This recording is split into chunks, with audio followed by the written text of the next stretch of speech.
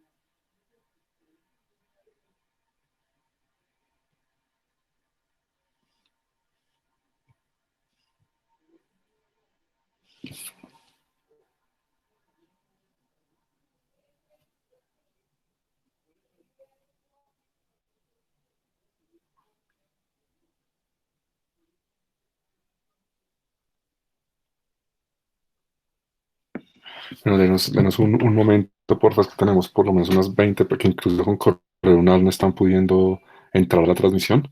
Entonces, denos los que están aquí conectados para que por favor nos den un par de minuticos mientras vemos por qué no. Creo que aquí ya Giselle, que es la que está originando la transmisión desde el grupo GCIT.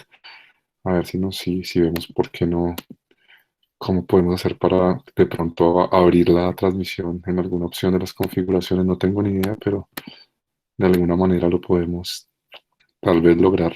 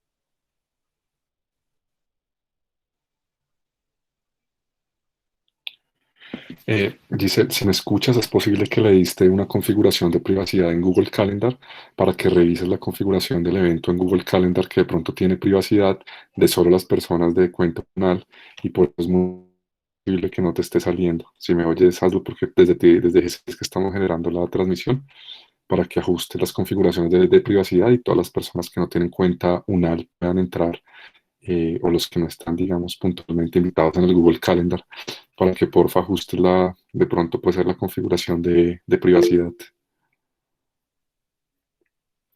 Muchas gracias.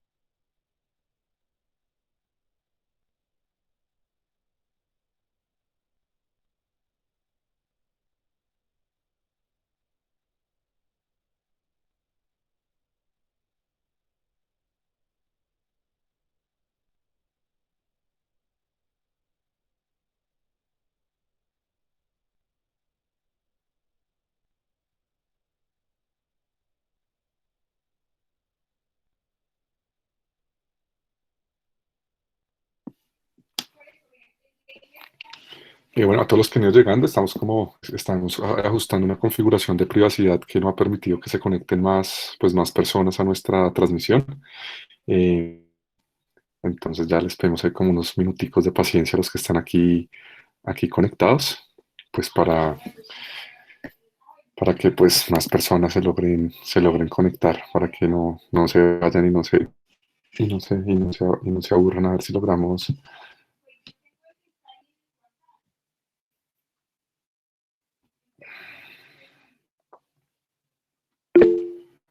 Bueno, creo que ya está empezando a entrar algunos que no han podido. Entonces, bueno, ahí vamos a ver, a ir viendo.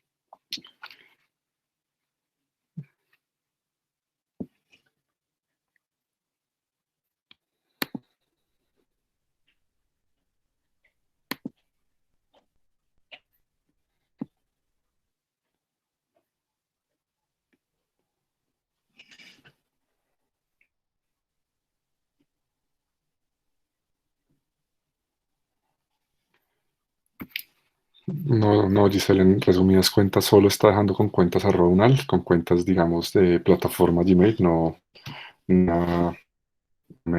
no ha entrado. Tienes que configurarlo, o sea, cuando hagas el Google Calendar, revisa la configuración, porque definitivamente nadie con cuenta que no es unal no ha podido entrar.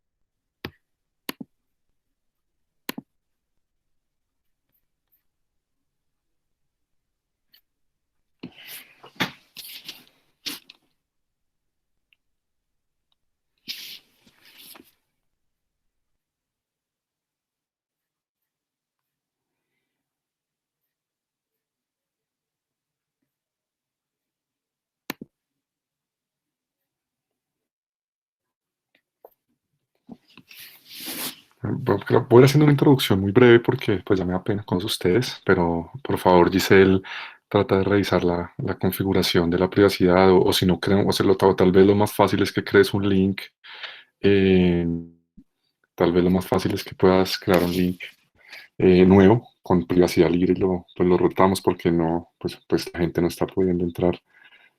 Eh, Sí, la idea es que estén abiertas, por supuesto, claro, no sé por qué no quedó, la vez pasada había quedado libre para entrar sin problema. No, pues o sea, la vez pasada lo pudimos hacer con cualquier correo Gmail, sin problema. Bueno, pero pues simplemente voy a ir poniéndolos en contexto mientras vemos si es posible. O, pues mientras vamos buscando alguna solución la persona que nos apoya con el grupo, porque yo al igual que ustedes estoy de visitante. Bueno, entonces, pues buenas noches a los que se han podido, digamos, conectar internamente. Espero que ya en unos minutos podamos tener más gente conectada desde sus correos, Gmail. Bueno, hablar un poco, no sé, seguramente no todos tienen aquí una formación de economía y eso va a ser muy importante para lograr transmitir a todos ustedes, eh, pues cuando hablamos de macroeconomía, ¿sí? Cuando uno piensa ese vínculo entre la macroeconomía y la crisis actual y por qué hay que romper, digamos, paradigmas, tal vez una idea importante y una idea, digamos, introductoria que va a ser clave, tiene que ver con esa noción de la macroeconomía, como entender la economía en su conjunto. Sí, y muchas veces dentro de la macroeconomía pues aparecen diferentes tipos de políticas. ¿Sí? Cuando uno estudia la economía en su conjunto, pues al, fi- al final estudia algunos tipos de políticas, como lo son la política fiscal, la política monetaria, la política cambiaria, la política externa, y esto va a ser muy importante.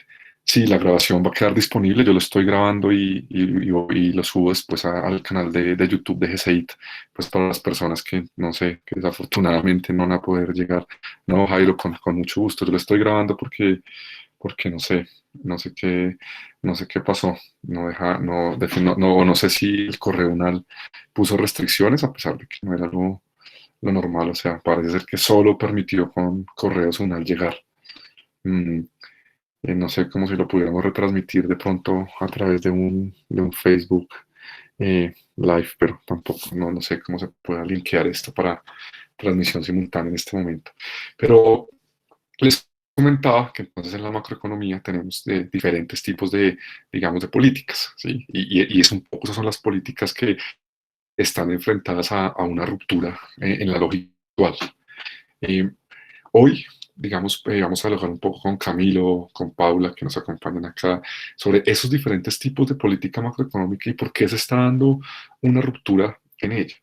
Y voy a tratar de introducirlos de una forma muy sencilla. Cuando uno habla de la política fiscal, de una forma muy sencilla, se pregunta, bueno, ¿de dónde vienen los ingresos de dónde vienen los ingresos y gastos del gobierno, ¿cierto? Ahí al final, ¿y cómo lo hacemos? Eh, y pues tradicionalmente los mecanismos que estudia uno en un curso básico de macroeconomía le enseñan los impuestos, o eventualmente la deuda, o en último recurso la emisión. Son como al final los caminos que tendrá un gobierno en la visión tradicional macroeconómica eh, para buscar financiamiento, ¿sí?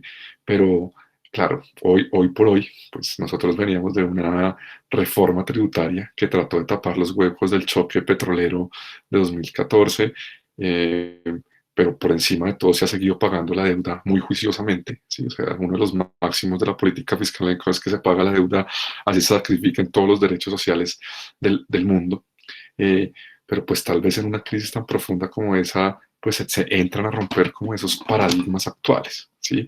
Y eso es como, y por eso le hemos puesto esta charla como la ruptura de los paradigmas de la macroeconomía. Tradicionalmente, en un país como Colombia, muy ortodoxo en su política macroeconómica, la deuda ha sido sagrada, lo peor es que aún lo sigue siendo. O sea, los hacedores de política pública en Colombia poco o nada están considerando una moratoria de la deuda para utilizar esos recursos cosas, a pesar de que entidades como el Fondo Monetario Internacional ya lo han, pues ya lo han, digamos que se rompe que toca romper lo fiscal y que se empieza a romper.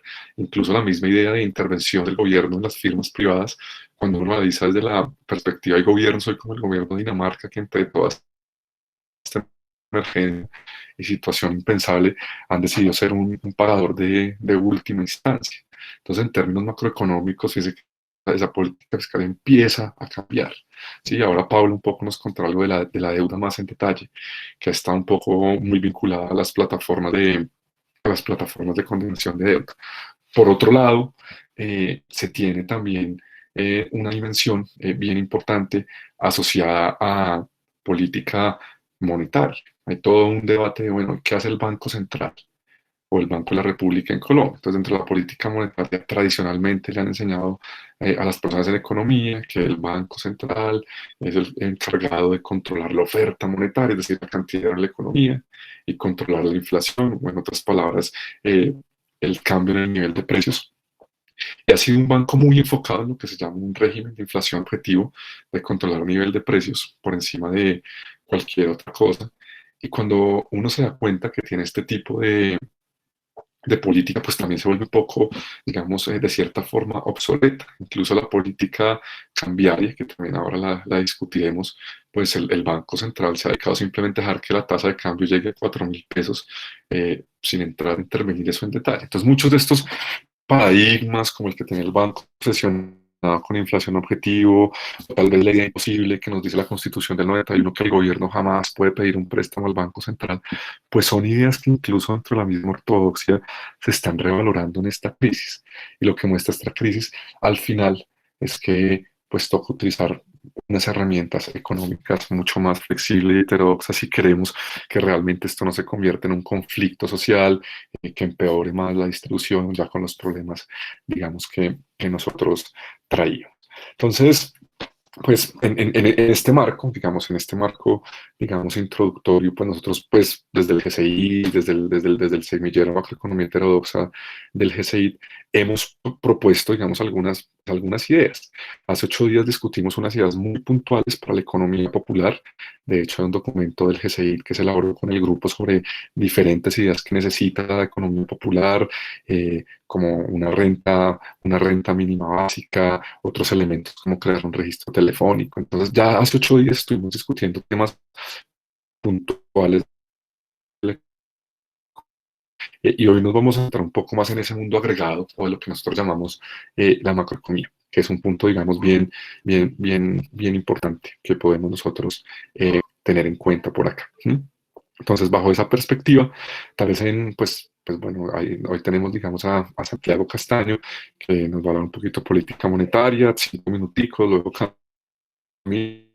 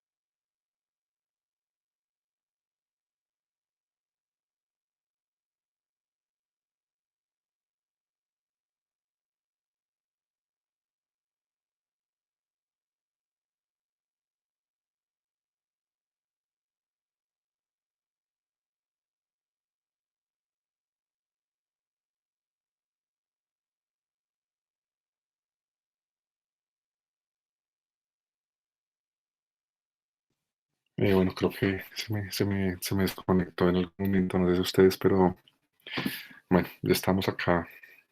Ya me siguen de nuevo, creo que yo fui el único que tal vez me caí, ya veo que aquí están llegando algunos más. Bueno, no, entonces les contaba que hay una ruptura, gracias, hay una ruptura entonces, de esos paradigmas macroeconómicos y principalmente pues en términos tanto de política fiscal como política monetaria, incluso política cambiaria, es hora de aprovechar la coyuntura para y se van rompiendo muchos de esos paradigmas, ¿sí? Esas ideas tradicionales que nos habían contado de que hay cierto porcentaje de deuda sobre el PIB, o esas ideas tradicionales que nos han contado que hacer de pronto un control de capitales es sumamente corrosivo para la economía, pues son cosas que hoy se están debatiendo. Incluso lo que era impensable hace algunos tiempos que el Fondo Monetario lo dijera, cuando dije hace un momento, de condonar las deudas, de hacer moratoria de deudas, hoy es una posibilidad. En el caso de Colombia, claro, esta ruptura de paradigmas es más difícil, sobre todo porque hay un sector financiero muy concentrado que no le interesa tanto apostar a esa ruptura de paradigma. Y eso es un poco lo que estamos viendo. Y más adelante en la parte de deuda vamos a hablar de eso. Porque cuando uno piensa en la deuda del gobierno, la deuda pública tiene una parte externa y una parte interna. Y una parte interna de la deuda pública del gobierno colombiano, cerca del 45%, la tienen los fondos de pensión. Y los fondos de pensión básicamente son dos grupos económicos, Porvenir, que es el grupo Aval, y Protección, que es el grupo empresarial antioqueño. Entonces, al final de la historia hay también una dimensión política muy importante porque pues, hay cierta resistencia a romper esos paradigmas. O sea, una moratoria de la deuda pública al final pues afecta los intereses de los grupos financieros que tienen fondos de pensión y grandes bancos. Entonces, pues por un lado Sarmiento Angulo regala 80.000 millones, pero por otro lado con la deuda pública no está dispuesto a hacer una moratoria. Entonces son puntos que plantean la reflexión sobre estas rupturas de paradigmas. De la misma forma en términos de política monetaria, si se va a romper el paradigma de que somos capaces de controlar los capitales, y pues vamos a dejar flotar la tasa de cambio hasta que llegue a 5.000 si hay un choque peor. Entonces, entre comillas, lo peor. Y en términos de política monetaria, pues no es que estemos hablando de imprimir dinero literalmente, pero sí se puede pensar, digamos, en la ruptura de la idea de Banco Central Independiente, que ahora Santiago nos va a comenzar. Entonces, bueno, yo no me extiendo, digamos, más. Acá la idea es que, pues, Santiago, digamos, Santiago estudia el doctorado, Manuel también, que son estudiantes del doctorado de Economía en la Universidad Nacional, hagan algunas cortas intervenciones para que luego todos podamos preguntar y charlar. Al final esto es una tertulia y no solo una conferencia. Sí, la idea es que muchos de ustedes también puedan preguntar, podamos discutir y tener al final un espacio, digamos, amplio de una hora por lo menos. Entonces, pues no sé si que le doy, si quieres empezamos por la política fiscal un poco, no sé si Camilo o Leonardo ya están por ahí conectados que quieran comentarnos algo. Sí, hola, ¿qué tal a todos? Sí, todos. Sí, entonces Camilo, adelante. Bueno, buenas noches. Mi nombre es Camilo Rodríguez. Yo soy economista de la Universidad Nacional. Y hago parte del grupo de investigación. Pues yo les quiero hablar un poco sobre deuda pública, sobre política fiscal y deuda pública. Digamos que es un elemento bastante controversial en este momento, porque, digamos, Colombia siempre ha sido uno de los países más juiciosos, por decirlo así, juiciosos entre comillas, a la hora del pago de la deuda pública, ¿no? Es como el buen pagador. Pero digamos, hay una serie de conceptos ahí sobre de la deuda pública que son erróneos. Digamos, el primero es, asimilan que el Estado es como una persona, o sea, se comporta igual que una persona. Entonces, en la típica clase de macro le dicen a uno, no, pues usted, imagínese que no pague la deuda, ¿no? Eso lo embargan. Eh, entonces, hay elementos que obviamente no son iguales. Obviamente, una persona que no paga la deuda no es lo mismo un Estado, que un Estado tiene ciertas facilidades. Obviamente puede imprimir dinero, o sea, ya de entrada no es lo mismo. Entonces, esos argumentos han sido muy usados para el tema de la deuda. Digamos que el que no paga la deuda le va mal, entonces que Argentina. Eh, pero hay experiencias de tema de la deuda que han funcionado diferente. Digamos, una pudo haber sido Ecuador hace 12 años con Correa, que vale la pena revisar. Y ante ese miedo a la deuda, pues nosotros somos muy juiciosos, ¿no? Incluso es el rubro más alto del presupuesto general de la nación en todos los años.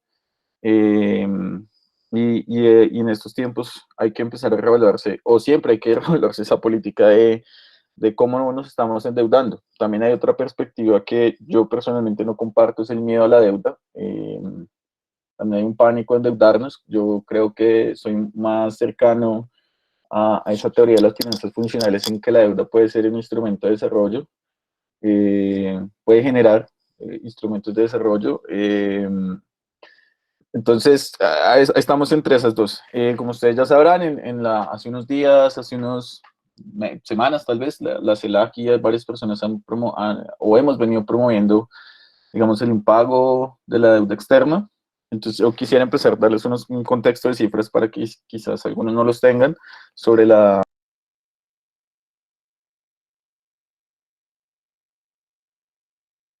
Creo que ya. Eh,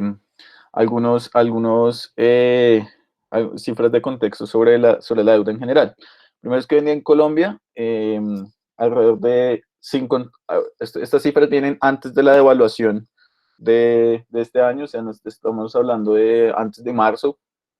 Estamos hablando que el 60% del PIB colombiano es deuda, o sea, ese es nuestro porcentaje del sector público. La mayoría obviamente está en el gobierno central, el 47% del PIB, el 47% de la deuda del PIB, sobre el PIB es parte del gobierno central, el 60% de la deuda es interna y el 40% de la deuda es externa. Reitero, eso es una cifra antes de la devaluación de este año, es decir, cuando estaba a 3.100, 3.200. Eh, en materia de deuda, ¿cómo estamos? Digamos, si está en dólares o en pesos, el 30% de la deuda está en dólares, más o menos son 71 millones de dólares para el año 2019. Y ahí empieza un escenario preocupante. Es que esos 71 millones de dólares representaban 233 billones de pesos, con un dólar a 3.100, 3.200. Ya con la devaluación de 3.100, de 3.200 a 4.050, 4.100, pues la deuda puede estar aumentando alrededor de 50 billones de pesos solo por concepto de deuda externa. Entonces, ese es un primer elemento muy importante.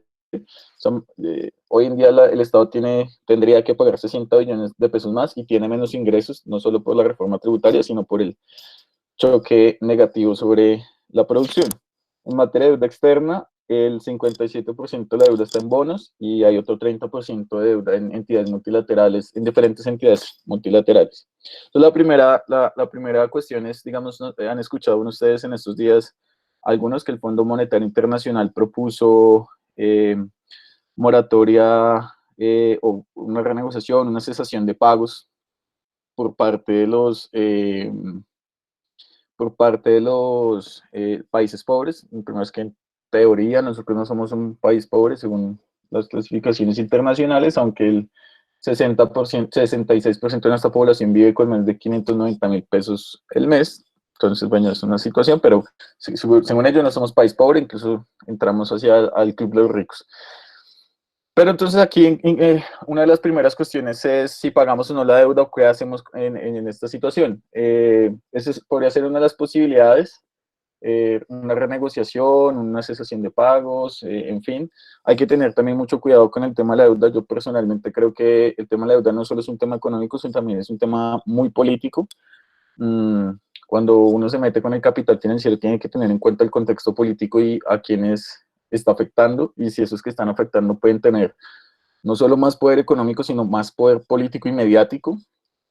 Pero creo que en este contexto Colombia tendría muchas opciones, o debería más bien hacer al menos una renegociación de bonos de deuda a corto plazo. Creo que en las entidades multilaterales se podrían hacer muchas medidas de este estilo, como para generar un alivio de recursos. Lo segundo es que respecto, por ejemplo, a la deuda externa, bueno, yo estuve realizando un artículo hace un tiempo y uno de los problemas de la deuda externa es que se ha invertido mayoritariamente en minería, desde el 96 a hoy, los recursos en los que más se invierte deuda es en minería. Es decir, nosotros estamos invirtiendo recursos en un bien que se va a acabar, porque es inminente, eh, y el que además nos genera una fuerte dependencia en nuestra moneda. Digamos, Colombia, cuando uno cruza los países en la evaluación que tuvimos el 11, 12, 13 de marzo, cuando el barril del petróleo cayó a $30, Colombia fue el país que más devaluó en América Latina, que más tuvo devaluación, alrededor del 11% nominal, sin contar Argentina, porque Argentina es un caso especial, digamos, es difícil tener las cifras oficiales, y obviamente sin contar a Venezuela. Fuimos los campeones de la devaluación en América Latina, eso en parte se explica por nuestra dependencia en el petróleo. Entonces, estamos ante esa situación de la deuda. Digamos, en este momento tenemos una situación excepcional. Esta situación incluso puede estar superando la del 2008. Entonces, ante situaciones excepcionales, pues hay que tomar medidas excepcionales, ¿no?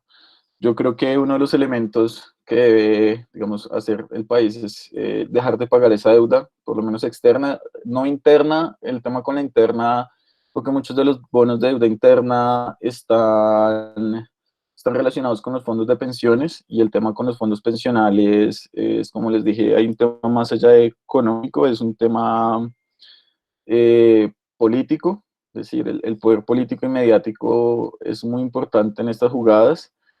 Se podría renegociar algunos, pero digamos, ahí sí tengo alguna serie de reservas. Pero se puede, obviamente, hacer alguna cesación de pagos, una renegociación, un impago, no sé. Habría que medir la situación respecto a otras entidades, por ejemplo, las multilaterales. Otra situación que, digamos, no es tampoco a veces muy llamativa para algunos, que yo creo que hay que apostar a ella en este momento, eh, digamos, ante esta faltante de recursos, nosotros tenemos tres opciones. Bueno, realmente son dos, pero bueno, una es acudir a ahorros, que es lo que ya se está haciendo. Dos, acudir a deuda. O tres, acudir a ingresos tributarios. Obviamente, pues los ahorros ya se está haciendo, obviamente los ingresos tributarios pues son los que van a entrar, y además los ingresos tributarios probablemente vayan a bajar pues por falta de producción y consumo, obviamente se van a contraer. Entonces tenemos la opción de deuda para cubrir nuestros gastos faltantes. Yo creo que la deuda es una buena opción, pero también hay que tener en cuenta algo. Digamos, es un artículo muy bueno de Jorge Iván González sobre el desmanejo de la deuda interna, y también la investigación que yo hice un poco es, en estos momentos, obviamente la tasa de interés está altísima, está al 8%. Digamos, si uno analiza varios modelos de sostenibilidad de la deuda, los elementos que más presionan, uno de los elementos que más presiona para que la deuda sea impagable en el futuro es la tasa de cambio. Obviamente, como ya les mencioné, hoy estaríamos pagando, tendríamos una deuda mayor en 50 billones de pesos solo por devaluación. Pero uno de los factores que pesa bastante, es la tasa de interés. Hoy el mercado estaba como en 8%, está reduciéndose como al 7% más o menos. No tengo la cifra clara el día de hoy. Entonces ahí uno tiene que, digamos, tomar otras decisiones, porque al final esa deuda te va a presionar. Digamos, muchos han hablado, incluso gente muy, muy ortodoxa, ha hablado de emisión monetaria, obviamente muy controlada, o préstamos al banco, que el Banco de la República le preste directamente al gobierno. Pero hay que analizar cuáles son digamos, qué. Camilo, si quieres ir cerrando ya de una vez para que todos puedan Listo, charlar. listo, listo. Ya un minuto. Entonces tienes como varias opciones, o tomas la deuda al 8%, o puedes intentar negociar con el Banco de la República. Claro que eso también va a tener otros efectos secundarios que pueden a veces no ser tan deseados. Entonces creo que ante ese panorama de la deuda pública hay que mirar el rango de opciones. Yo sí creo que hay que salirse del ortodoxo, hay que mirar renegociación, hay que mirar cesación de pagos o como se quiera llamar, hay que mirar variables eh, respecto a ese elemento y creo que hay que buscar nuevas alternativas de financiamiento. No estoy, comparto que hay que endeudarse en este momento, algo así como finanzas funcionales y también ser muy claro de que se debe invertir muy bien, no podemos seguir invirtiendo deuda en cosas que no tienen sentido, es decir, endeudarnos para darle a, no sé, a Bianca para que funcione no tiene mucho sentido. Entonces hay que analizar esas perspectivas y entre momentos coyuntura, pues de estos extremos, creo que hay que tomar medidas también muy extremas. Entonces, sí, pues es como mi perspectiva sobre la deuda y quedo atento ahí a cualquier duda. Bueno, Camilo, muchas gracias. Entonces, fíjese que hay un primer elemento clave que plantea, digamos, una ruptura y es la forma, digamos, de ver la deuda. Y es un punto, digamos, que hoy en día, pues, cambia la perspectiva y de hecho nos permite hablar un poco de las calificadoras de riesgo. Fíjense que hoy una de estas calificadoras, para los que no es muy familiar, una calificadora de riesgo es una entidad que le asigna una nota o una calificación a un país y algunas le han bajado la nota a Colombia, pero básicamente eso hoy es pues, lo que menos importa, porque pues todos los países están en la misma condición, ¿sí? Entonces, pues como lo escribió Jairo Bautista hace un momento por allí, pues son profetas de lo que ya pasó. Y muchas veces el temor a endeudarse o a tomar más deuda o a hacer cambios en las finanzas públicas es porque nos castigan las calificadoras, pero pues en este panorama, ¿qué importan las calificadoras de riesgo? ¿Sí? Que son, son esas entidades que le ponen nota a los países. Entonces usted se porta juicioso, yo le doy una buena nota para que le presten barato. Si se porta mal, le doy una mala nota y le van a prestar caro. Pero pues literalmente hoy ha cambiado el panorama y hoy ya no es de portarse mal o bien, sino que realmente hay que hacer un gasto público realmente impensable. Y eso es un poco. Y en ese sentido de la flexibilidad respecto a la deuda, pues le voy a dar la palabra, digamos, a Paula Triviño, socióloga de la Universidad Nacional, que también es parte de nuestro grupo de trabajo, y que nos va a comentar algunos puntos adicionales sobre lo que se ha venido trabajando en los comités de anulación de deuda o al menos en o moviendo la idea de la moratoria de la deuda, ¿no? Que son otros puntos donde básicamente, como les dije al comienzo, pues la macroeconomía tiene que empezar a romper esos paradigmas. Entonces, adelante, Paula.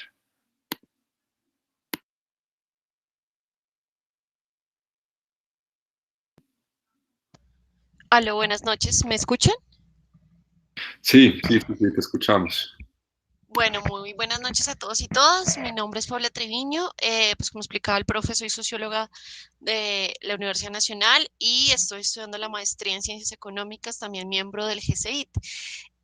Pues en este momento yo creo que vale la pena hacer muy corta la referencia de la trayectoria alrededor de la crisis y es que si bien en un primer momento se empezó a hablar precisamente de las medidas de implementación de política pública alrededor de la mitigación y de cómo afrontar la crisis, en este momento pues pasamos a una situación en la cual tenemos que empezar a evaluar digamos, esas fuentes de financiamiento para otras políticas que se han venido haciendo necesarias. El gobierno nacional en un primer momento se enfocó, digamos, como una población muy específica, una población muy vulnerable, pero se dio cuenta que dejó de lado una gran porción de la población colombiana que no se encuentra registrada dentro de esa pobreza extrema o dentro de esa pobreza, pero tampoco subsana sus necesidades porque no encuentra, digamos, un ingreso fijo o una formalidad dentro del mercado laboral. Y en esa medida vale pues la pena resaltar que el GCIT ha tratado pues de digamos, dar algunas alternativas alrededor de pensarnos y reflexionar alrededor de esta población. Y esto viene a ser necesario precisamente porque en la medida en que se empiezan a buscar fuentes de financiamiento, aparece, o sea, no se puede negar empezar a reflexionar alrededor de una fuente que se lleva la partida más grande del presupuesto general de la nación, que es precisamente el pago o el servicio de la deuda. Y en este sentido, varias instituciones, por ejemplo, la CELAC, o los diferentes comités de auditoría ciudadana de la deuda de estas organizaciones, digamos, de académicos, de políticos, de ciudadanos que se reúnen alrededor de la idea de una, digamos, de una ilegitimidad de las deudas o de las deudas externas, de las deudas internas de los países, de las naciones, empiezan a lanzar unas iniciativas alrededor de eh, condonar o hacer una moratoria de diferentes deudas. En este caso, pues la idea de la deuda externa. Aquí es importante resaltar que la deuda se termina convirtiendo en un factor de estudio porque cuando tú la contrastas, por ejemplo, frente al gasto social como porcentajes del PIB, pues se da una brecha inmensa donde el promedio de los últimos 20 años del pago de la deuda externa consume alrededor del 19-20% respecto al PIB, frente a otros sectores como por ejemplo salud, que se hace necesario en este momento, que consume, por ejemplo, solamente el 2,1% en promedio de los últimos 20 años. O, por ejemplo, la educación, que consume el 3,2% eh, del gasto público. Aquí, por ejemplo, termina siendo muy necesario hablar del pago de la deuda versus, por ejemplo, el promedio de gasto frente a ciencia y tecnología, que no ha alcanzado en los últimos 20 años ni siquiera el 1% del porcentaje del PIB. Sin quererme alargar más, porque entiendo que mis compañeros pues también tienen algunas iniciativas alrededor de esto, vale la pena mencionar que digamos, en este contraste se puede estar hablando de una deuda externa odiosa precisamente por dos cosas. Uno, por que ese aumento exponencial o exuberante de la deuda obedece también digamos, a una estructura tributaria regresiva, a una estructura fiscal que entrega unos beneficios económicos a grupos que no necesariamente retribuyen esos beneficios económicos con un beneficio material y pues en cambio sí se empiezan a generar unas fracciones de desigualdad que se van profundizando. También porque la deuda termina de cierta forma volviéndose a espaldas de la gente porque no se siente que haya una redistribución eficaz de lo que se está pidiendo prestado frente a un progreso o a un desarrollo económico de quienes deberían realmente ser los receptores de los beneficios de esa deuda. O sea, la pregunta aquí es, ¿para qué nos estamos endeudando? ¿Y a quiénes les estamos terminando de pagar esa deuda? Vale la pena resaltar lo que dice Camilo frente a cómo la deuda se termina volviendo insostenible frente a la depreciación que termina sometiendo el peso frente al dólar. Y es que nosotros hemos llegado a calcular que en lo que se presupuestó como pago para este año, que alcanzaba los 14 billones de pesos, más del 50% en pago de intereses, no en amortización del capital, pues en su momento con un dólar de 3.100 pesos a un dólar de 4.129 pesos, que fue lo que alcanzó alrededor del 23-24 de marzo de este año, pues estaríamos pagando una deuda de alrededor de 19 billones de pesos. Eso significaría, o sea, dejar de pagar esa deuda externa podría estar significando unos recursos indispensables en un momento de crisis. En el decreto 417 que expide el estado de emergencia en el que estamos, el Instituto Nacional de Salud calcula que la crisis, digamos, un posible contagio de 3,9 millones de colombianos podría estar costando alrededor de 5 o 6 billones de pesos.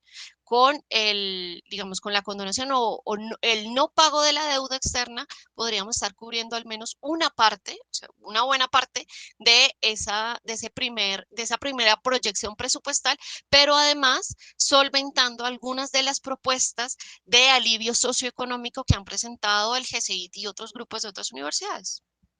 Gracias. Listo, Paula. Bueno, muchas gracias por tu apoyo en esa intervención. Entonces, bueno, fíjense que entonces hasta el momento hemos hecho como algunas reflexiones bien importantes en términos de la parte fiscal de la macroeconomía, ¿sí? Sobre todo unas reflexiones bien importantes alrededor de la deuda y pues los mecanismos que mencionó Camilo anteriormente. Y ahora un poco entonces podemos pasar al otro brazo. Usualmente uno siempre en las clases de macroeconomía dice, mire, la política económica tiene como dos brazos. Un brazo que es la política fiscal, que en el caso de Colombia es lo que hace el Ministerio de Hacienda y Crédito Público asociado al gasto, y por otro lado otro bracito de la política económica que es la política monetaria. ¿Sí? Y en el marco de la política monetaria, pues también hay posibles acciones. El Banco de la República hasta el momento ha sido algo, digamos, tibio, bajó la tasa de interés levemente y siguen utilizando las mismas políticas tradicionales. Sí, bajan la tasa de interés un poco con la intención de ver si reactivan la economía con crédito. Y de hecho es uno de los puntos curiosos de las medidas del gobierno nacional y es pensar que se va a reactivar la economía y que muchos empresarios van a pedir crédito pues para pagar nóminas, lo cual es muy poco probable. Pero hay otras dimensiones también de la política monetaria que deben plantear reflexión sobre inflación, sobre la posibilidad de control de capitales. Y esa ruptura también la plantea. Santiago Castaño trabajó en su maestría una crítica a la política monetaria en Colombia. Ahora en el doctorado de la Universidad Nacional, pues él está trabajando conmigo en la tesis que le dirijo sobre unos temas de política monetaria y cambio climático. Así que tiene una gran cercanía sobre los conceptos de macroeconomía, de política monetaria. Entonces, pues Santi, si quieres, adelante para que pues, nos cuentes tal vez esos puntos que se puede generar ruptura con la política monetaria tradicional en este momento. Bueno, Diego, pues muchas gracias. Yo hice como una pequeña presentación Sí, y claro, realmente o sea, ahí creo que ya lo estoy presentando. Ahí lo que voy a hablar es un poco de la política de control de precios y de control de capitales, principalmente porque, digamos, en esa coyuntura de la crisis hace importante tener un seguimiento a los precios. Y digamos, aquí yo planteo que el alza de los precios, la preocupación del alza de los precios es fundamentada primero en que el aumento de los precios, principalmente de los alimentos básicos y algunos bienes de primera necesidad, va a disminuir la capacidad de compra de las personas y la familia. Y esto, digamos, en algún momento puede hacer que algunas familias no tengan ni siquiera para comprar una canasta básica. El segundo punto es conectando un poco con las transferencias que se están haciendo en este momento por parte del gobierno. Si los precios de los bienes básicos, de los alimentos y algunos bienes acabados básicos, ¿no? Como el jabón, no sé, algunos de primera necesidad llegan a aumentar, las transferencias ya no van a ser lo suficiente para que estas familias, a las que les están llegando las transferencias, puedan comprar esos bienes básicos que en primera medida se habían pensado para superar la crisis. Y tercero es que pues está llevando una mayor rubro de la familia, está llevando a comprar alimentos. Y aquí hay que tener en cuenta que muchas veces estas familias, sus hijos o algunos familiares tenían la comida en los colegios públicos que en este momento se encuentran cerradas o tenían alimentación subsidiada a través de las universidades que en este momento también se encuentran cerradas las universidades públicas. Entonces ya están comenzando a destinar más parte de sus ingresos a alimentación y que a otros rubros. Entonces, si se elevan mucho sus precios, esas familias no van a poder cubrir estas necesidades básicas. Entonces, la pregunta, o cuál es la respuesta muy tradicional al por qué suben los precios. Siempre dicen que en este momento se disparó la demanda de algunos bienes, es decir, las familias y las personas están comprando más de estos bienes, tratando de cubrir lo que viene, que es la cuarentena y la crisis, dada la incertidumbre que se presenta. Entonces, en un muy corto plazo, por eso vimos, digamos, antes de que comenzara la cuarentena, los supermercados llenos, en todas las personas haciendo fila, y en los primeros días también, tratando de acaparar muy rápidamente esta cantidad de productos. Entonces, la pregunta sería es, bueno, si los precios están aumentando, parecería un buen negocio producir más de estos bienes para, pues, generar una ganancia extraordinaria, como lo denominan, pues, algunos autores. Entonces, la pregunta es, ¿por qué si la gente está demandando más estos bienes en estos momentos, por qué no se producen más? O sea, sería más o menos la intuición. Y pues aquí habría que preguntarse un poco es cómo se forman los precios, es decir, qué le da que un producto valga tanta cantidad de dinero y no valga otro. Entonces, aquí yo, digamos, me remonto un poco a una teoría que es Kalecki, digamos, de 1956, que es su texto, y Kalecki dice, hay que diferenciar cómo se forman los precios entre los precios de las materias primas y los productos alimenticios, que digamos que en este momento son los que más preocupan, porque son los que más se están acaparando, y otros bienes que él denomina acabados, que son los productos que tienen un proceso industrial principalmente. Entonces, ¿el qué dice? Entonces nosotros vemos que, digamos, ante la crisis, lo que ocurre es que se aumente la demanda rápidamente de estos bienes. La gente quiere acaparar, quiere tener suficiente alimento para los siguientes días y aumenta la demanda de bienes, que es esta que vemos.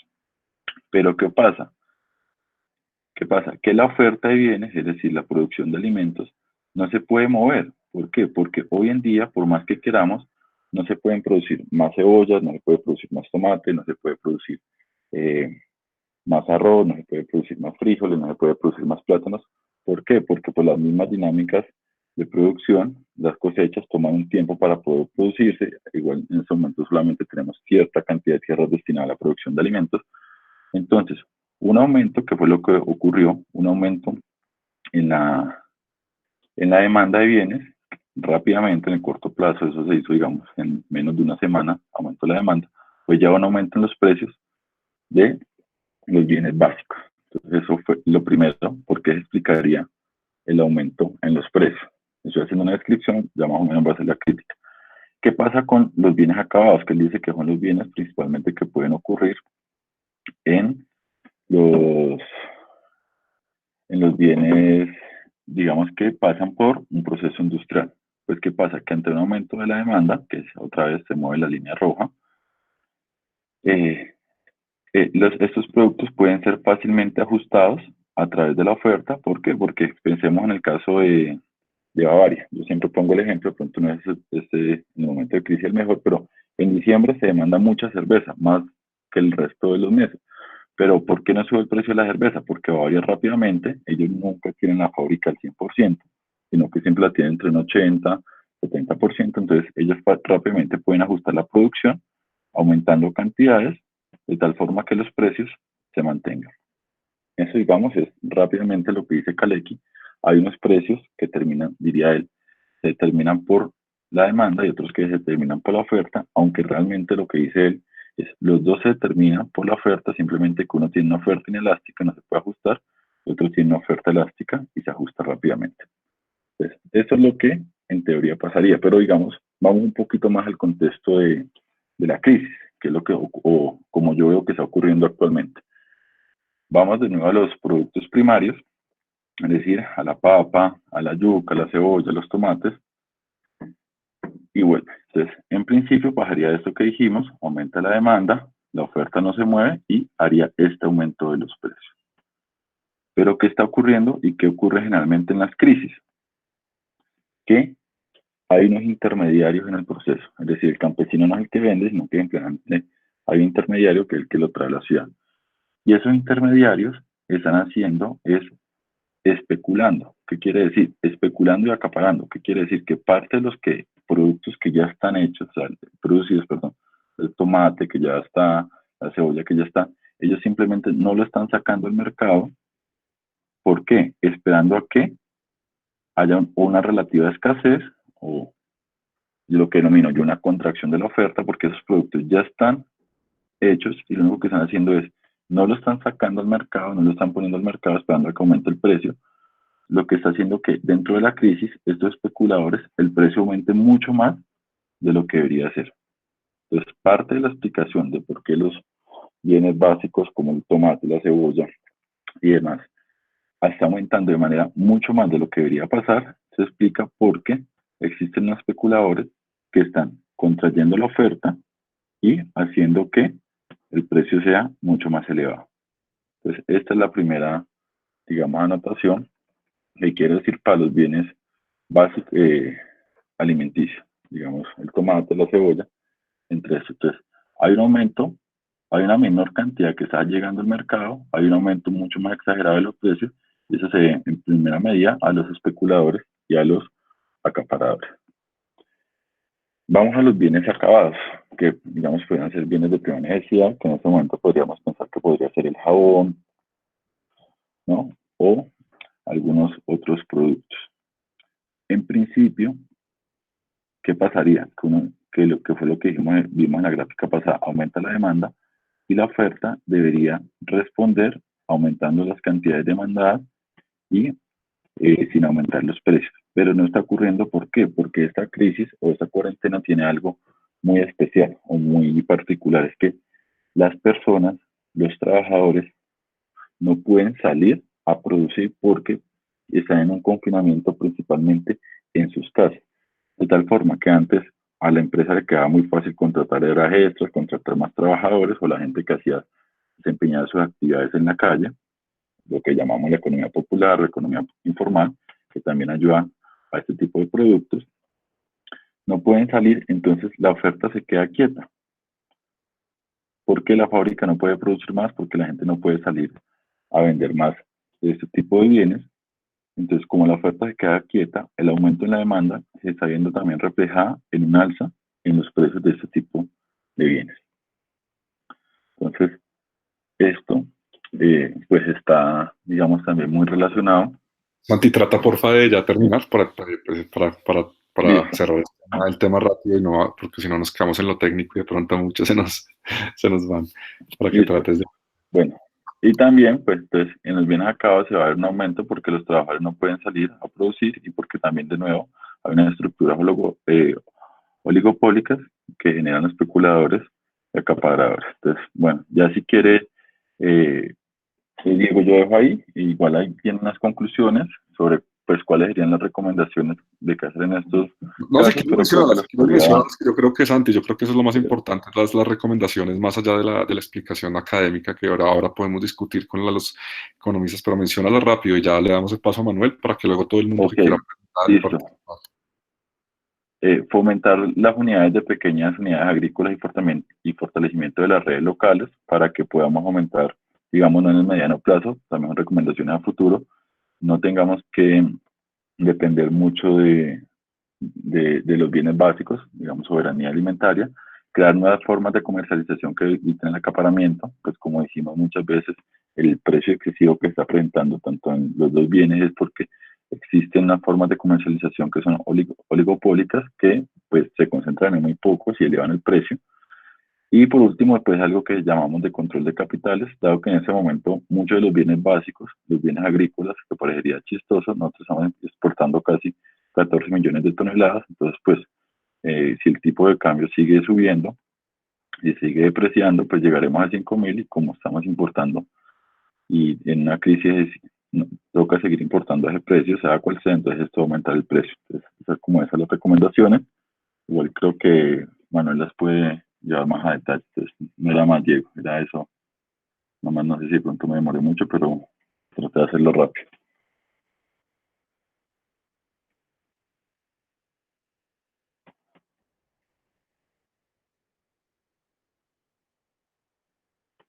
Listo, Santi, bueno, muchas gracias. Entonces, bueno, para cerrar, digamos, esta parte pues, de política monetaria, algunas recomendaciones adicionalmente que mañana va a circular un documento sobre algunas recomendaciones macro que ha construido Santiago Castaño y Manuel Rubio y Paula Triviño. Esperamos que ya mañana circulen los documentos de la Facultad de Ciencias Económicas, ahí lo estaremos compartiendo. Bueno, le damos la palabra a Manuel, porfa, muy cortico, y ya luego abrimos el espacio para preguntas y para que entremos en una discusión.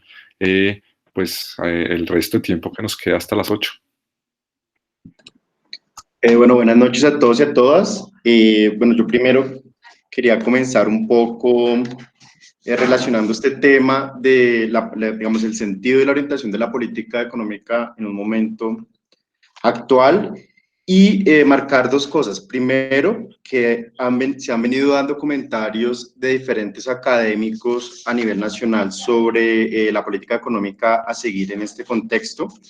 Uno puede seguir rápidamente los trabajos que ha hecho Amílcar Acosta, los trabajos que el manifiesto que ha sacado el Grupo de Socioeconomía, lo que ha mencionado Garay y Spitia. Entonces, son documentos que lanzan una línea hacia pensar la política económica nuevamente. Y relacionado con eso, un segundo punto, y ahí marco el segundo punto de este comentario, es que digamos, la ortodoxia del pensamiento económico un poco viene haciendo agua en sus planteamientos en la gestión de la política económica, y hay una referencia muy buena que quisiera citar, y es el último trabajo de Misas, de Gabriel Misas, donde él estudia no solamente la política económica desde un punto de vista de variables, sino desde un punto de vista institucional, de los mecanismos de coordinación, del discurso sabio que hay detrás de eso, y me parece que es una buena referencia para pensarnos el contexto. Enseguida, yo quisiera comentar brevemente dos políticas adicionales de fuentes alternativas de financiamiento a la deuda, que fue lo que trabajó Paula, y son dos escenarios, digamos, bastante discutibles dentro de la ortodoxia y que hacen parte del canon de esta perspectiva. Uno tiene que ver con el tema de emisión monetaria y el segundo tiene que ver con el uso de las reservas internacionales. Por parte en el caso de la emisión monetaria, un poco lo que dirían los ortodoxos es que el aumento digamos, de emisión por parte del Banco de la República sería inflacionario, y el aumento de precios es el peor impuesto sobre las personas de menores ingresos, dado que si yo tengo aumento de precios de la canasta básica a un sueldo de 600.000 que gana una persona, un trabajador, como decía Camilo, a uno que gana 2 millones o 3 millones, pues el impacto va a ser sobre el de menores ingresos.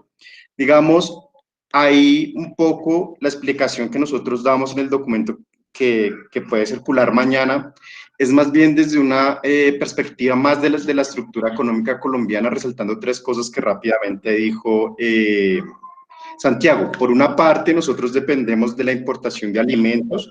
Puede haber un efecto de la depreciación de la tasa de cambio sobre las importaciones. Eso es un efecto de transmisión de tasa de cambio a precios.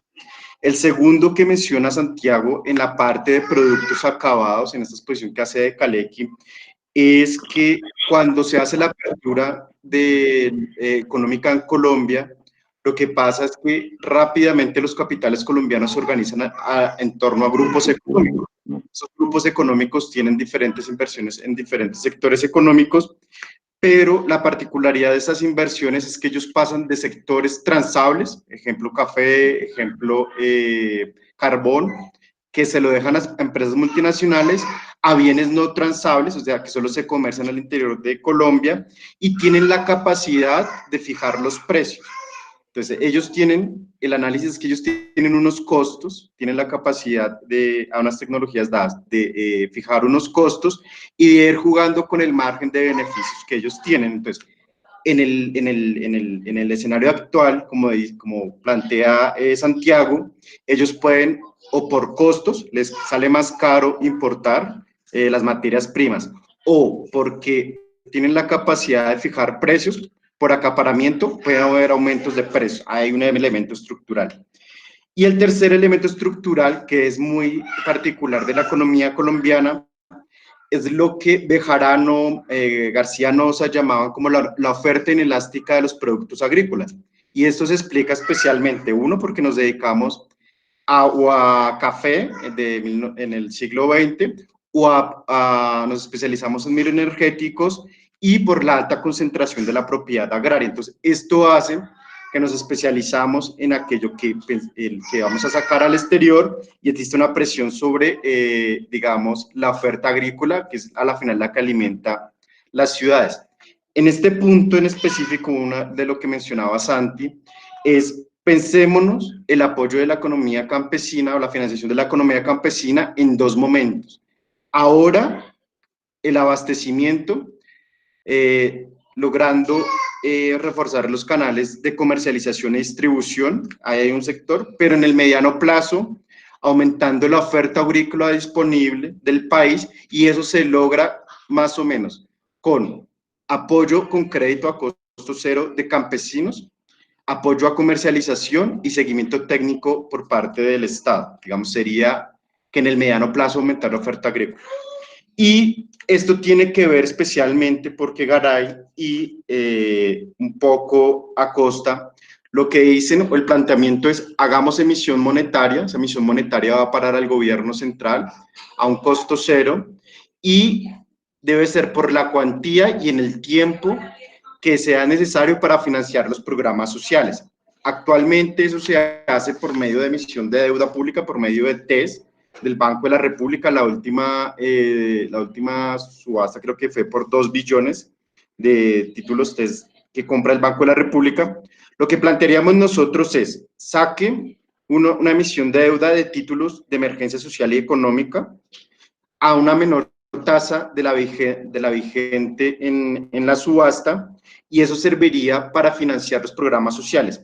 Y aquí principalmente tenía que haber una coordinación de política con el Banco de la República y el Gobierno Nacional, que tiene que ser, como dice Santiago, uno, que esto no se vuelva un canal de transmisión a activos financieros nacionales o en el exterior, tiene que haber control de capitales para que las personas que reciban esto no lo transformen en activos financieros, y por otra parte, para que se canalicen principalmente en lo que llamaríamos sectores estratégicos, el agrícola y el industrial de productos acabados que dice Santiago. Piensen ustedes que eso lo necesita ahora o está en la canasta básica.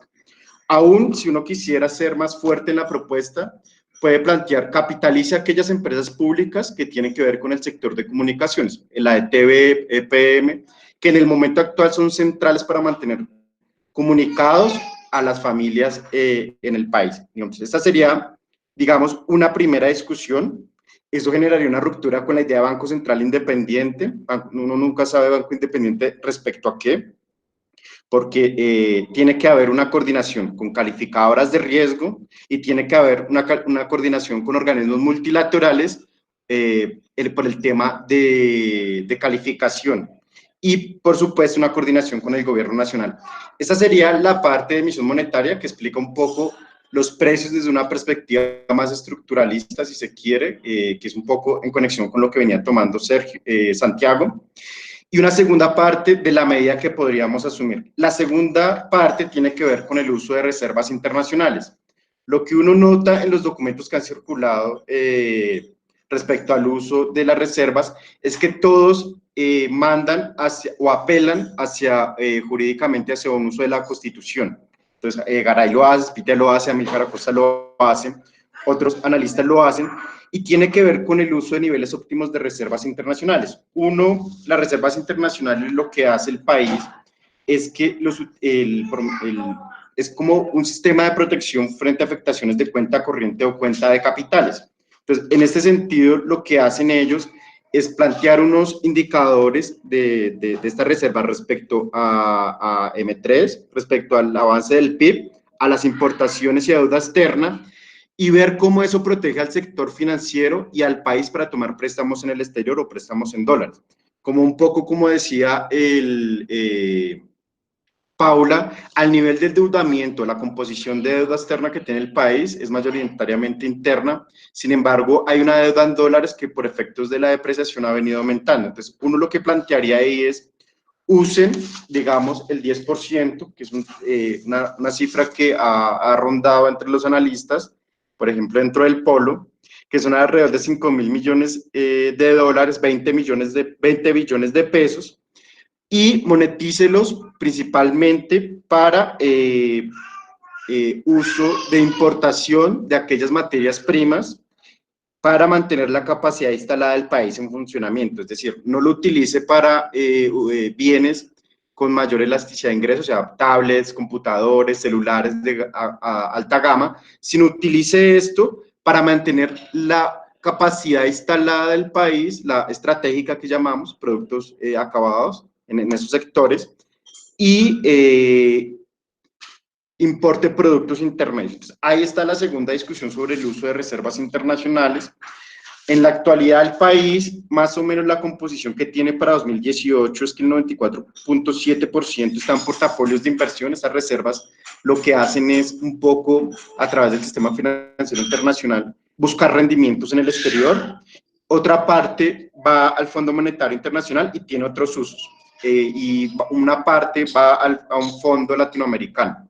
Entonces, lo que uno diría es utilice una parte de eso, no lo monetice para que no genere presión sobre mayores importaciones, ni para que los sectores de altos deciles de ingreso lo utilicen para importar, sino utilícelo estratégicamente para aquellos sectores que ayuden a paliar la presión sobre la capacidad productiva del país. Entonces, un poco están puestas las dos discusiones. Uno, pensar la política económica a partir de unas políticas que llamaríamos más heterodoxas, principalmente en explicar el aumento de precios y el efecto de la emisión monetaria.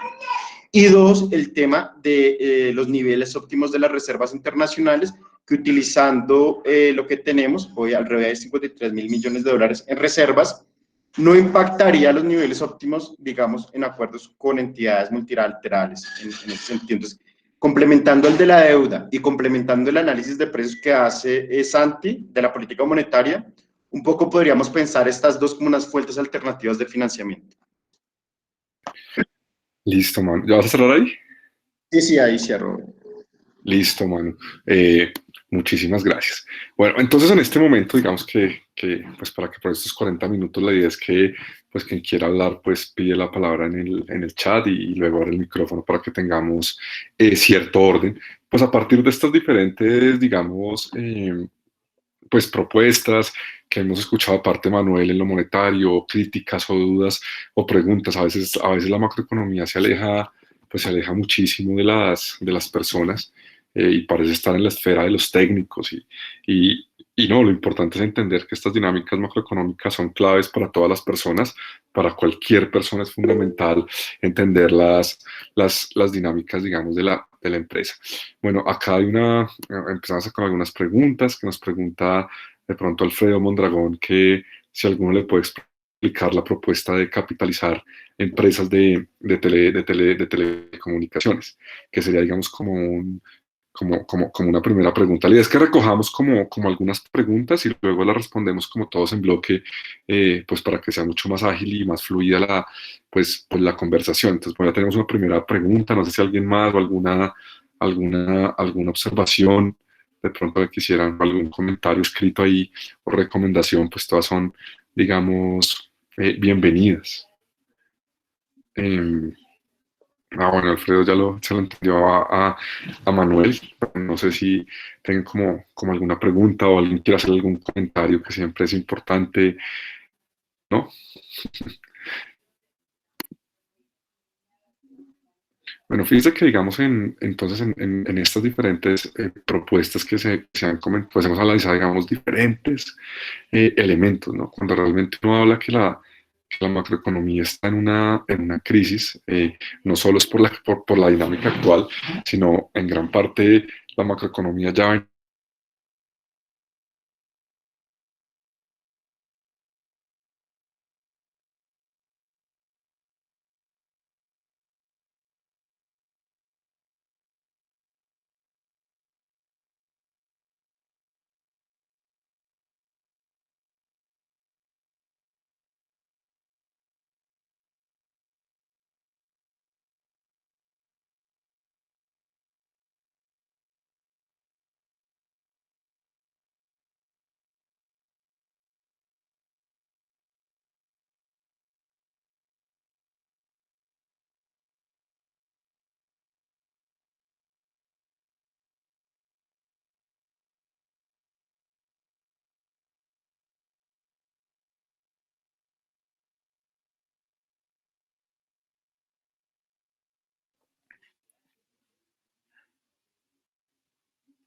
bueno, entonces se me cayó por un momento, pero pues ya debo volver, ¿no? Ya me ven a escuchar ahora sí de nuevo. Es que no sé por qué se cayó la llamada. No, les quería preguntar de nuevo si, pues para que abramos el micrófono. Esto es una tertulia, la idea es que podamos todos hablar y participar. De nuevo, yo sé que la macroeconomía está muy alejada, pero en la macroeconomía es donde se juega la factibilidad de las propuestas. O sea, no olviden esto. O sea, la factibilidad de todas las propuestas que se hagan se juegan en la macroeconomía, se juegan en lo monetario, se juegan en lo fiscal. Nosotros hemos hecho algunas propuestas muy puntuales de ampliar, digamos, de ampliar, digamos, el subsidio de familias en acción. Se han hecho algunas, digamos, esas ideas. Acá Fernando nos pregunta que si hay alguna relación del grupo con las instancias decisorias. Bueno, pues el grupo va a ser un grupo político académico, tanto Manuel Rubio como León, como Camilo, pues trabajan como asesores económicos de alguno de los de algunos congresistas de la bancada alternativa, y es un primer punto por el cual, digamos, se puede hacer llegar. La propuesta de economía popular se hizo llegar a la alcaldía local de Bogotá, donde también otro compañero acá del grupo pues tiene un cargo de asesor. Entonces, digamos que si hay como una interacción, digamos, un poco la idea es que de estas propuestas al menos se han hecho llegar.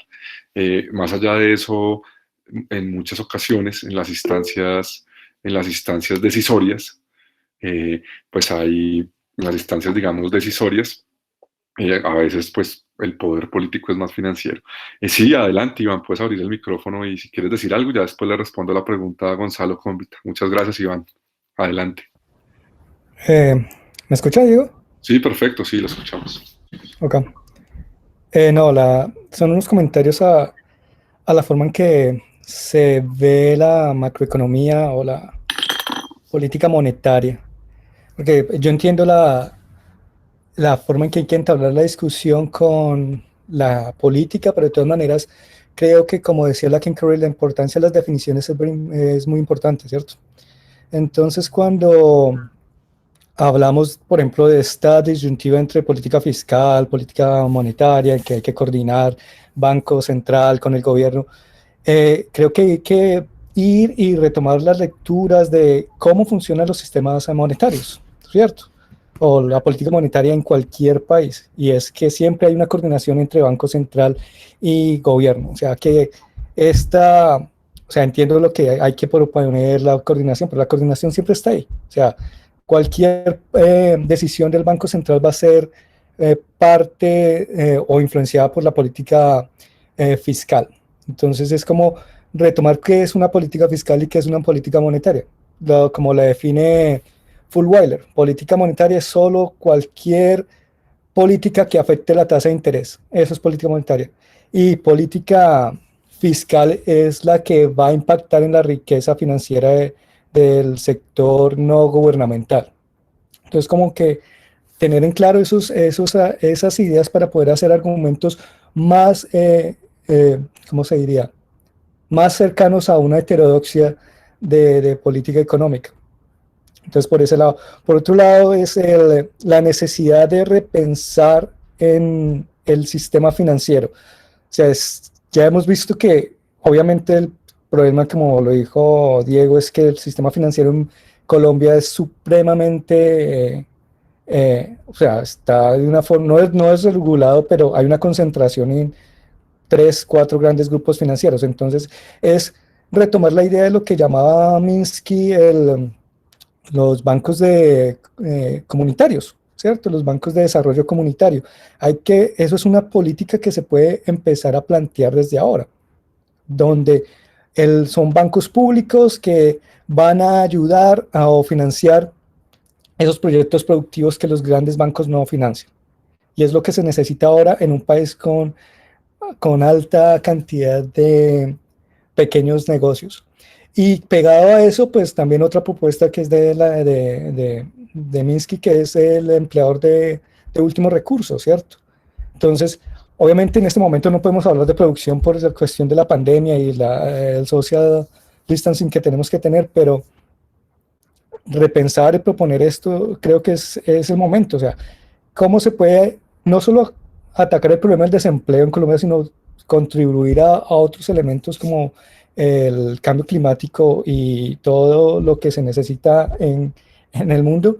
Pues las propuestas que están lanzando, por ejemplo, Bernie Sanders y los asesores de él, es el Green New Deal, que es solo un empleador de último recurso, donde el gobierno emplea a las personas que quieran trabajar y no puedan conseguir trabajo en el sector privado, y llevarlos a las comunidades, o las comunidades deciden qué es lo que necesitan producir.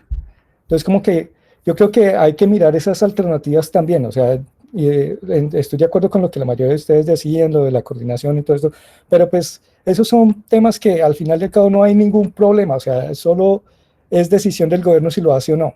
Sí, decir que el gobierno o que el Banco Central eh, emita 3.000 trillones de pesos, no hay ningún problema, desde que sea en pesos no hay ningún problema. Ya después tenemos que empezar a ver la cuestión que cómo afectaría esto la balanza de pagos, pero por el momento las decisiones son de muy corto plazo y son decisiones de lo que llaman la economía de guerra, lo que han llamado algunos economistas son decisiones de economía de guerra. Tenemos que enfocarnos a ciertos puntos que tenemos que atacar.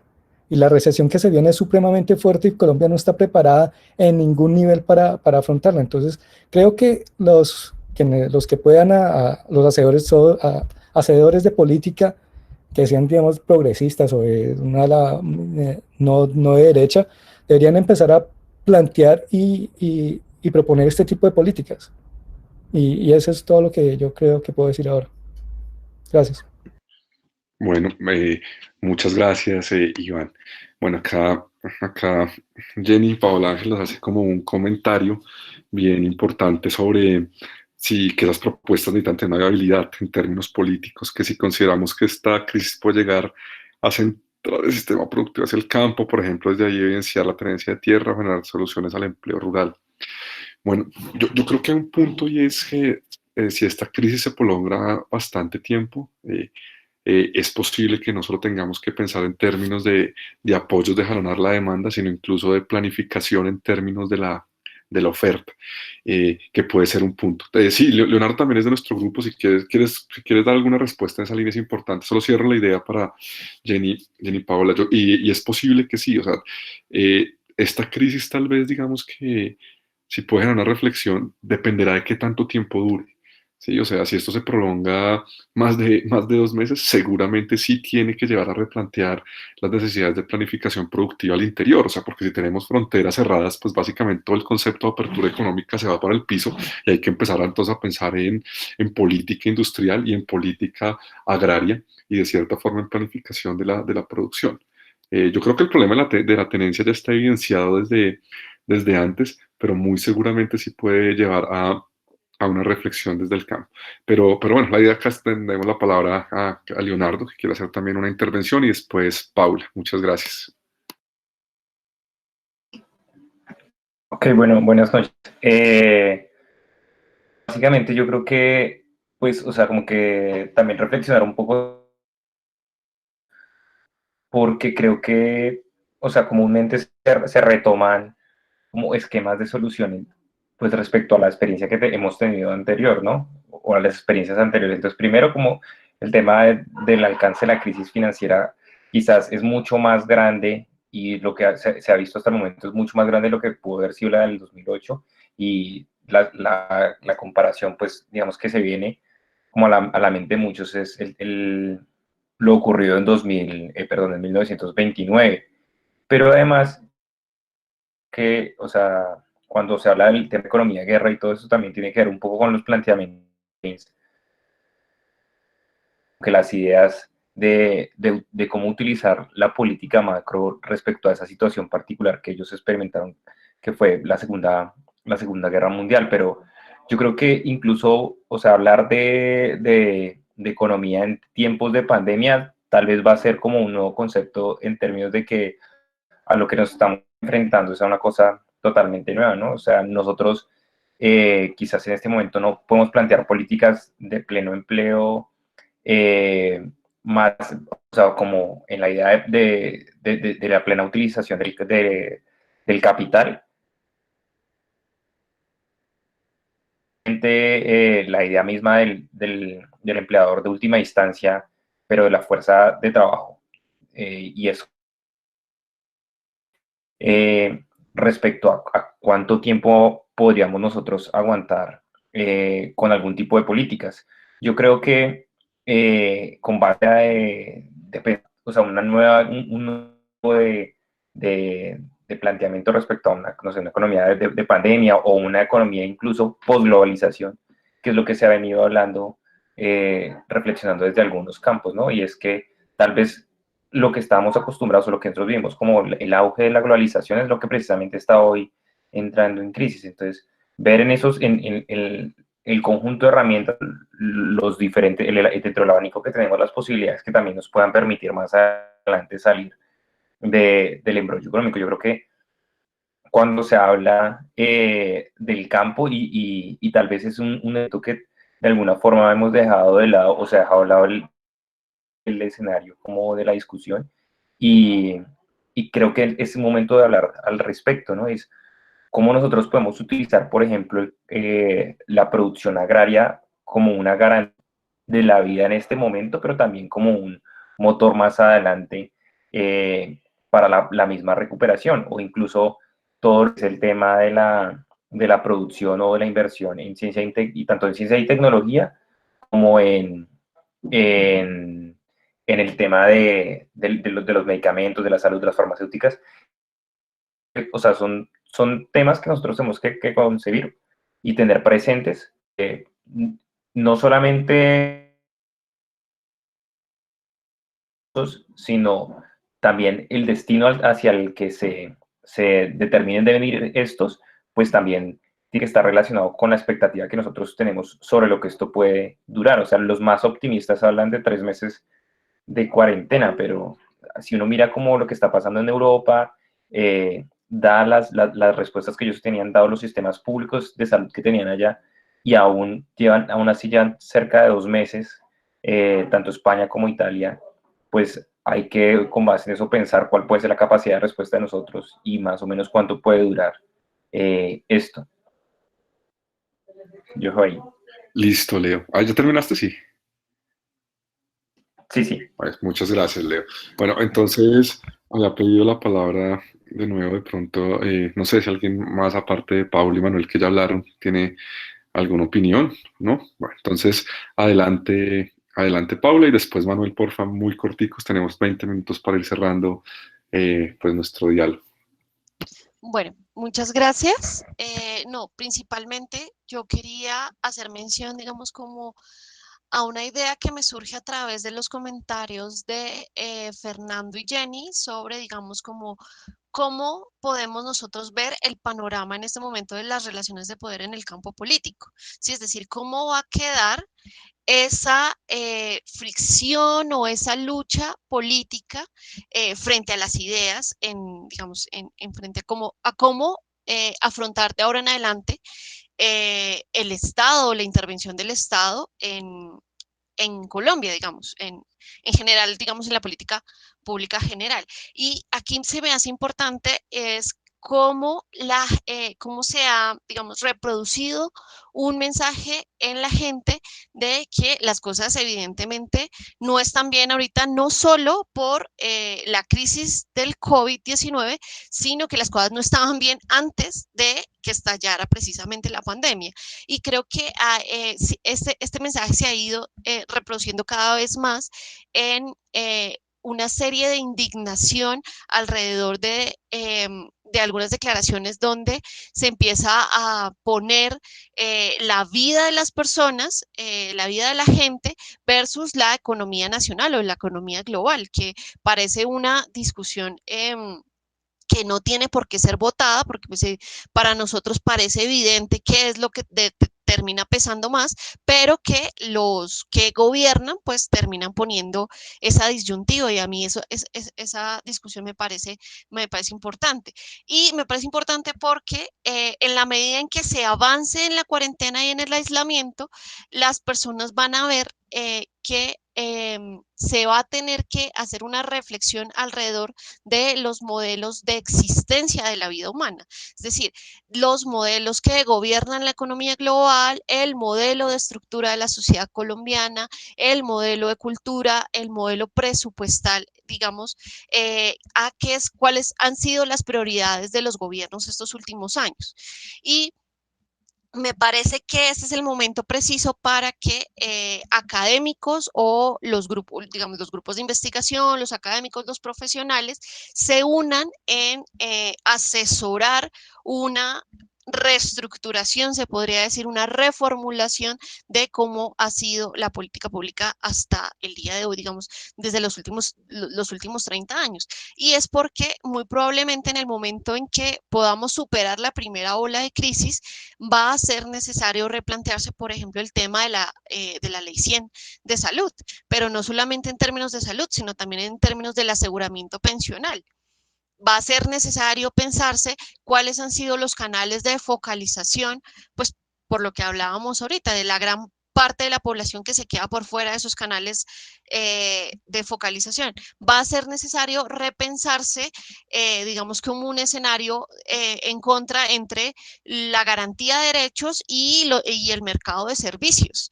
¿Cómo se va a pensar un Estado ahora en la medida en que se han ido mostrando unas necesidades que no se han podido cumplir o no se han podido satisfacer solamente con los servicios que brinda el mercado? Y va a ser necesario repensarse frente a esto, por ejemplo,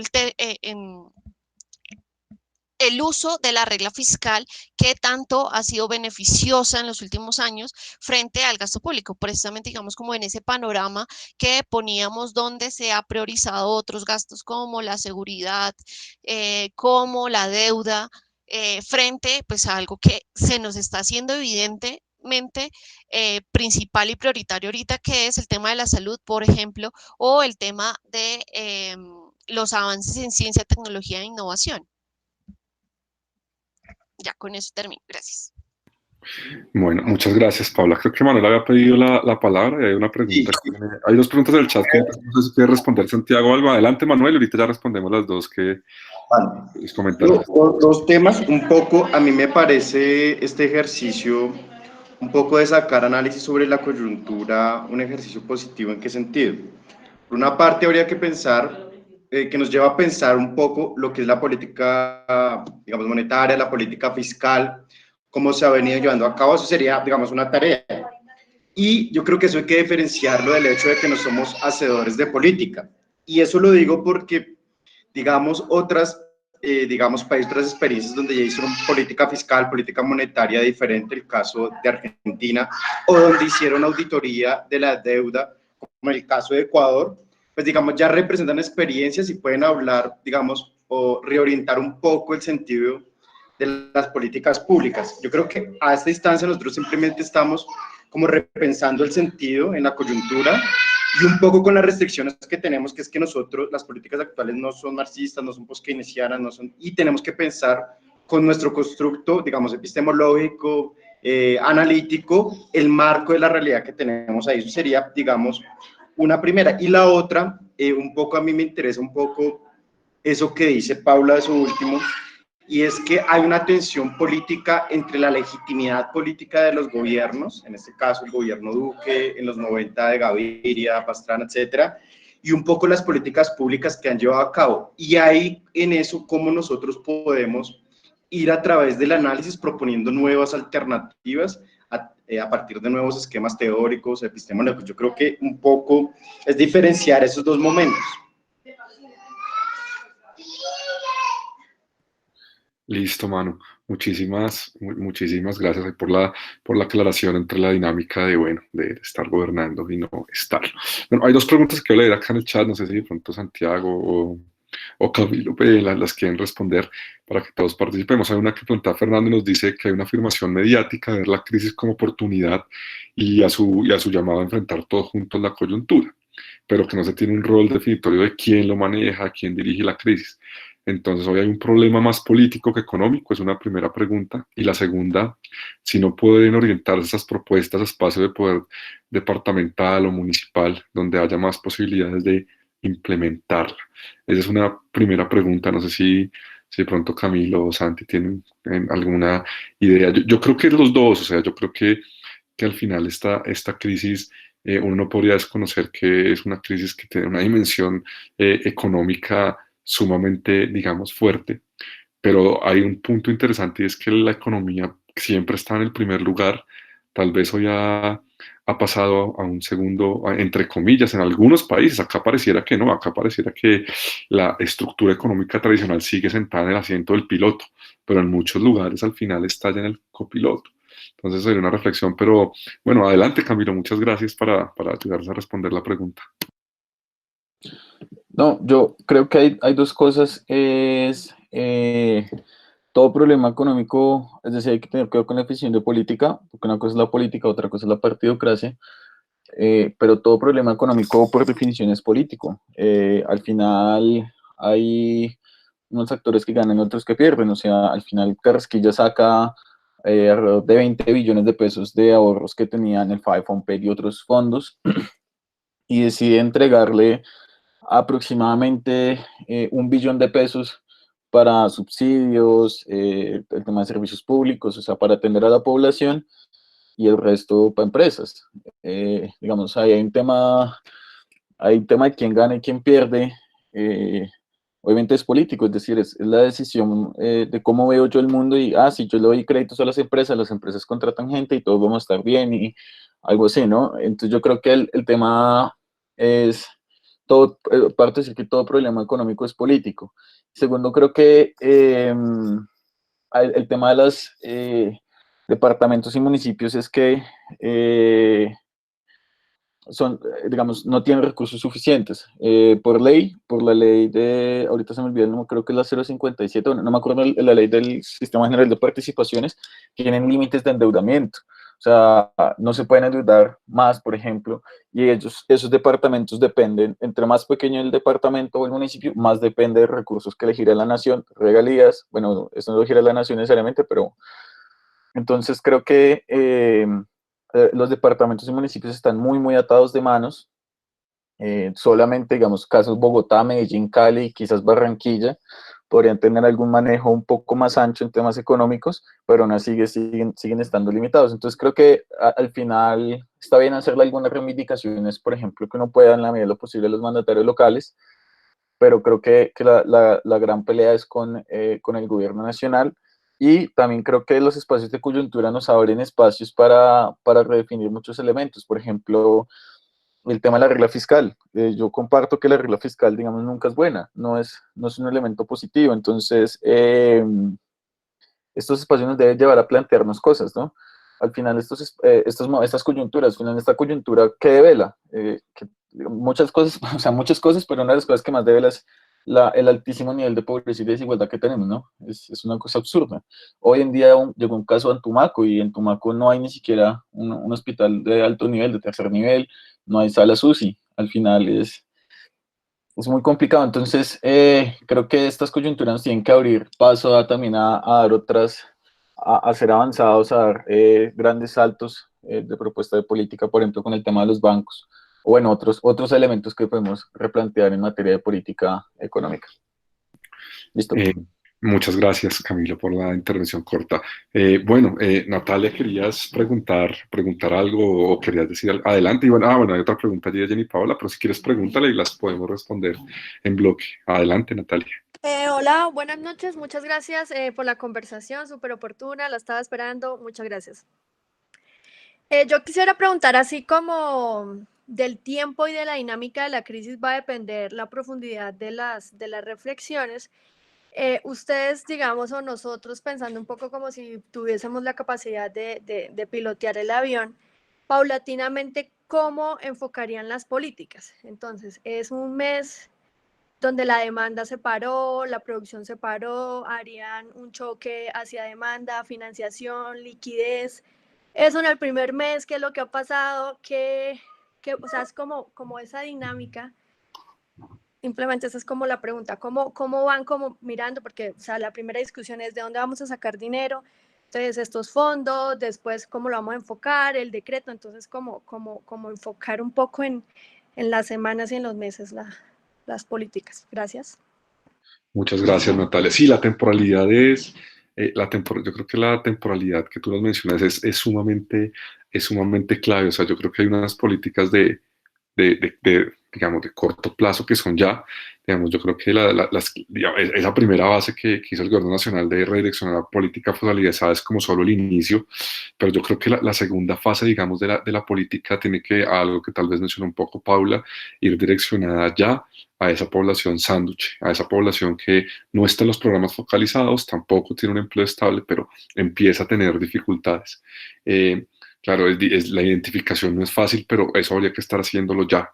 Sí, las medidas han sido un poco paliativas de alargar crédito y demás, pero y que cómo se va a hacer y que cómo se va a hacer eso, digamos ya, tal vez el tema de moratoria de la deuda pueda tomar un poco más de tiempo, es una moratoria, digamos, con deuda externa porque puede traer contagio, pero en términos de deuda interna se pueden buscar tal vez mecanismos más ágiles de, digamos, de negociación, o sea, porque la respuesta ha sido muy tímida de dónde sacamos, pues recursos. O sea, incluso los fondos los fondos privados de pensión tienen una cantidad de recursos impresionantes que se podría estar obligando de cierta manera a invertir pues a invertir en la emergencia, o sea, porque al final es la plata de los colombianos que está en fondos privados, o sea, pero bueno, eso son como ideas del aire, no sé si de pronto Santi quiere complementar o alguno de ustedes sobre la temporalidad, porque evidentemente hay propuestas que pueden demorar mucho más tiempo en llegar y tú nos pones ahí en el acento, bueno, se estudia ya qué hay que hacer.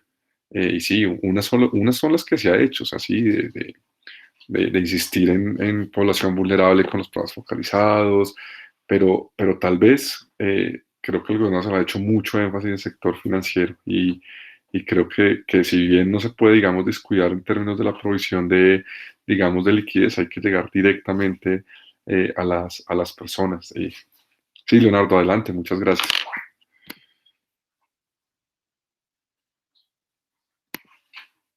Aló. Vale, yo creo que, o sea, en la experiencia lo que han venido haciendo como algunos de los países, digamos, a nivel desarrollado, incluso lo que ha venido haciendo Argentina, como que ilustra tal vez algunas de las cosas que se podrían hacer. Yo creo que, o sea, lo que ya habíamos dicho, como o ya habían mencionado otros, o sea, el tema como fuerte que restringe mucho el comportamiento de la economía colombiana tiene que ver con el sector externo. Entonces, mientras nosotros dependamos de los flujos de capital y mientras dependamos de las ventas que tengamos en el extranjero, pues tenemos que ver cómo generamos una cierta estabilidad en medio de todo este caos. Entonces, un primer elemento tiene que ver con cómo se hace un control de la salida de los capitales, que pues digamos, dadas las condiciones actuales con las modificaciones de las aplicaciones, pero también lo que está haciendo, o sea, todo el pánico que se está generando a nivel internacional, pues van a salir de las economías emergentes y vienen saliendo de las economías emergentes, no solamente colombiano. Entonces, el tema del control de cambios, que incluso hay una carta que está circulando a nivel internacional, creo que es como un elemento que sí o sí tendría que hacerse. Incluso el Banco de la República lo hizo durante la crisis del 2008, o sea, lo realizaron, lo lograron implementar con medidas tal vez un poco laxas, pero tocaría verlo como una posible, o sea, como una herramienta, no como una posible herramienta, sino como una herramienta que sí o sí tendría que entrar a funcionar. El otro elemento que yo creo que es fundamental también en esta situación y que ya se ha utilizado que ya lo han utilizado otros países, es utilizar una cláusula de escape de la regla fiscal, puesto que realmente en la situación en la que estamos, la regla se va a demorar mucho en responder como en términos del gasto que debería realmente tener el gobierno colombiano. Y contrario a ello, lo que hace es como restringir la capacidad de acción. Entonces, lo correcto sería, pues, utilizar la cláusula de escape, ya después se tomarán las discusiones, que yo creo que también la discusión, más que, más que la viabilidad ¿no? de la regla, es en términos reales, ¿por qué una regla fiscal en una democracia, ¿no? Y yo creo que eso también hay que planteárselo. Cuando se supone que cuando uno elige un gobierno, uno pues básicamente lo que está haciendo es un plan para administrar la economía y pues creo que uno tiene que apostarle a un tipo de manejo fiscal y pues eso tendría que estar abierto. Entonces, solo por nombrar el caso de 2008, después de la crisis del 2008, diferentes países utilizaron cláusulas de escape y generaron gasto fiscal para reactivar la economía.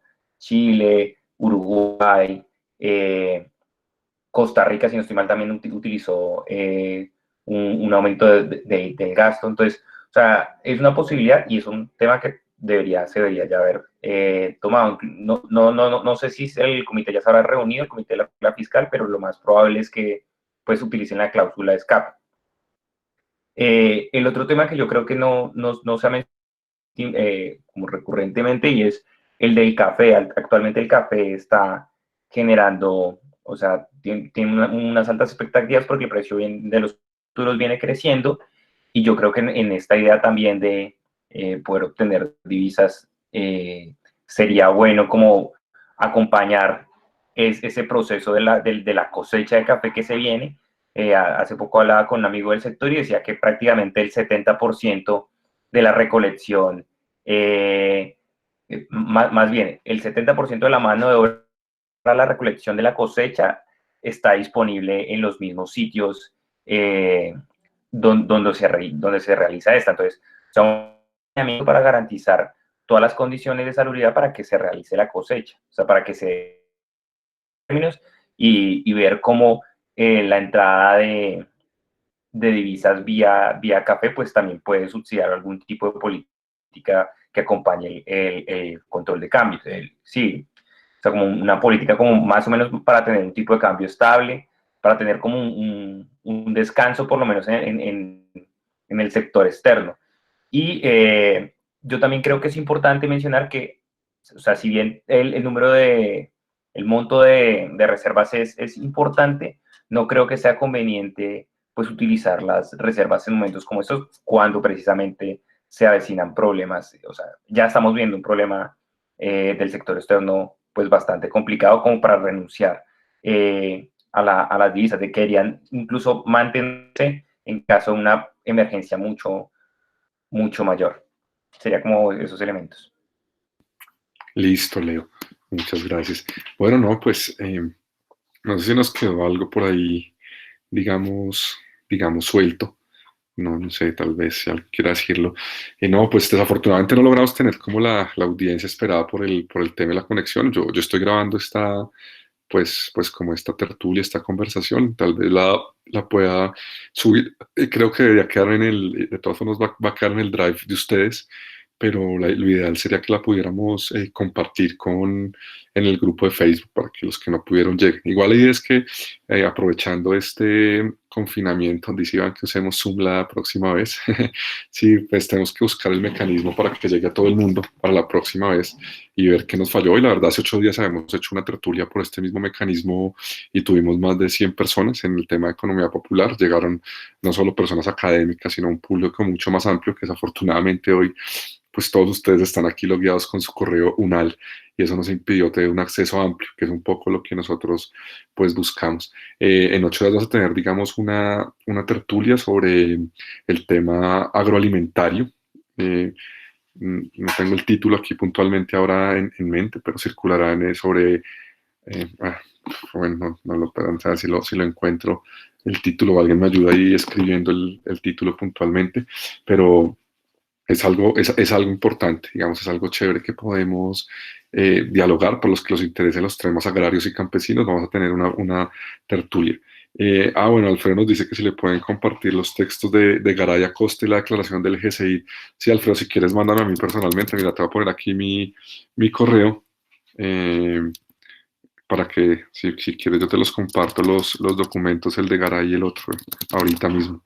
Este es mi correo de la universidad, acá lo estoy poniendo para que me escribas y yo te respondo el correo con el documento de Garay y la declaración del GCI sobre la economía popular. Bueno, no, pues entonces les agradezco a todos la paciencia, las preguntas, a todos los que se conectaron y muchas gracias y que tengan una feliz noche y gracias por participar de este espacio. En 8 días lo haremos circular. Un abrazo para todos y una feliz noche.